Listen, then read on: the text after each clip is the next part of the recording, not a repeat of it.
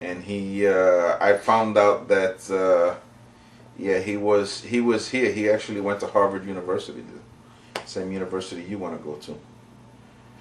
So that's where Victor wants to go. He wants to go to Harvard University. Yeah. You got a problem with that? Yeah, he wants to go. Dude, Kevin looks like some. Yeah, the same one that many presidents have gone to. He wants to go there. Yeah. Kevin almost looks bald. So Yamamoto went there. He went there for 3 years. And all right, let's stop it. And he actually made the plans for the bombing of Pearl Harbor. And let's stop it, guys. Stop it with the hand signals. We don't want no gang signs here. Don't throw up no gang signs here, right? All right. Okay, let's get serious. So Yamamoto was that. If anybody finds out anything else on any of those questions, you guys can let me know or whatever. And you guys on the net, if I do anything wrong, you can email me and you could find out what the story was as far as that's concerned. Also, what else did we talk about last time? Oh, like Hitler call himself the what now? The winner. Well, no, he thought that Germany was like the Third Reich. Oh, like Babylon. I forgot to find out about that, but I think it's the Babylonians, the Romans, and then the Babylonians, the Romans, and then the Germans. I think that was the three Reichs that he talked about. The Germans. I'll look that up. Remind me about that. As a matter of fact, let me open up a little word processor here and write that down. The Third Reich. We can look that up here. But anyway, what else did we talk about last time that I didn't answer? I know I looked up a whole mess of stuff, but anyway, if you guys remember or if I remember, then we'll talk about it. Okay? I know I looked up a lot of stuff. Kevin had like 1,000 questions, and okay. Anyway, we're gonna be reading about the life of Samuel.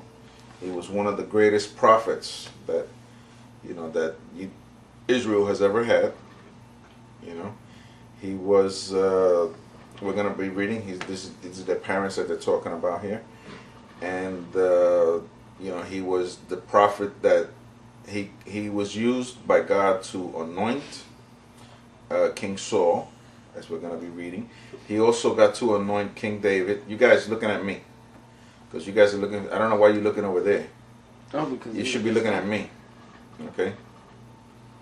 I'm, as they call, el cheche de la novela. All right. I'm the soap opera star. I'm the rock star here. Okay. So you guys, yeah, el cheche is like the big cheese.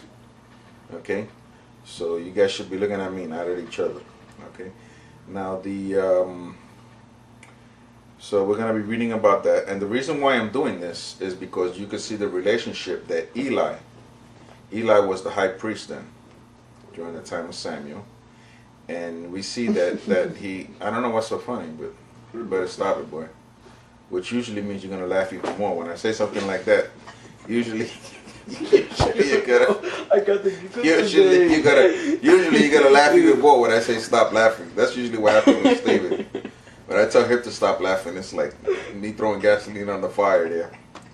Okay, so anyway, we have, we're going to look at his life, of the life of Eli and the life of his sons.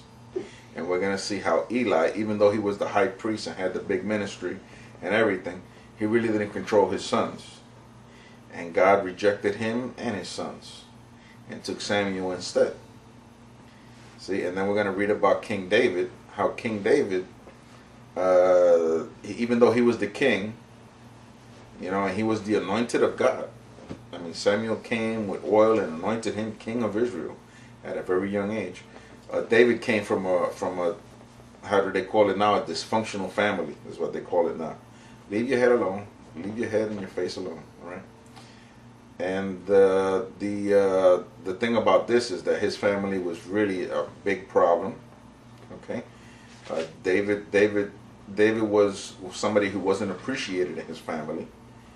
I mean, even when the prophet came, Even when Prophet Samuel came to the house, they really didn't, his father, Jesse, didn't even consider him like one of the sons. He was like the last one. They used to keep him out with the sheep. But David made the most out of it. David would be, he would be over there making songs and, or whatever, fighting lions and fighting bears who tried to steal the sheep or whatever.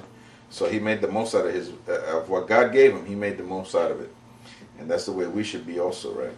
We're going to be returning to Nehemiah, but I think it's first we have to realize what's my job and see if I'm doing it right, And if you guys have any questions or whatever, you can certainly ask. Or if anybody on the internet has any questions about this, they can send me an email and I'll certainly do it. Somebody already told me about putting more lights, so I got like 4 lights here that are 100 watts. So we're really burning up the electricity here. You have a question? Or you just swatting flies over there? No? Okay. So that's what I'm planning to do, because King David also, he had a lot of problems with his sons. He didn't discipline his sons. And his sons, just in David's family alone, there was a rape. One of David's sons raped one of David's daughters. Oh yeah. So they had a stepson doing his stepdaughter, raping. We had killing. They killed each other. One of them even took David off of his throne. So that's what happens when a father doesn't discipline their children. And that's why I discipline you guys. That's why I keep you guys under control. That's why I keep you guys in check. Okay? Now, so that's what we got, right? So you want to read it in your version here. Who was reading? Kevin? Who was reading? Okay, anyway, I'll keep on reading. Nobody knows who was reading. The name of one was Hannah, and the name of the other was Peninnah. Peninnah had children, but Hannah had no children. This man went up from his city yearly to worship and sacrifice to the Lord. Let me see here. The Lord of hosts in Shiloh. Also was the 2 sons of Eli, Hophni and Phinehas. The priests of the Lord were there. And whenever the time came for Elkanah to make an offering, he would give portions to Peninnah, his wife, and to all her sons and daughters. But to Hannah he would give a double portion, for he loved Hannah, although the Lord had closed her womb. And her rival also provoked her severely to make her miserable. So here we have the situation where one wife was making the situation of the other one miserable. Okay? Because one was having children, one was producing children, right? Peninnah was producing children, but Hannah didn't have any children. See? And back then, it was kind of like a shame for a woman not to have children. Back then. Okay? So that's what was happening there. And Peninnah, I guess, was making it, terrible for Hannah.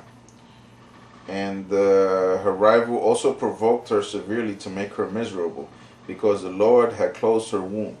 So it was year by year she went up to the house of the Lord, that she provoked her. Therefore she wept and did not eat. Then Elkanah said to her husband, Then Elkanah her husband said to her, Hannah, why do you weep? Why do you not eat? Why is your heart grieved? Am I not better to you than 10 sons? So Hannah arose after they had finished eating and drinking in Shiloh. Now Eli the priest was sitting on the seat by the doorpost of the tabernacle.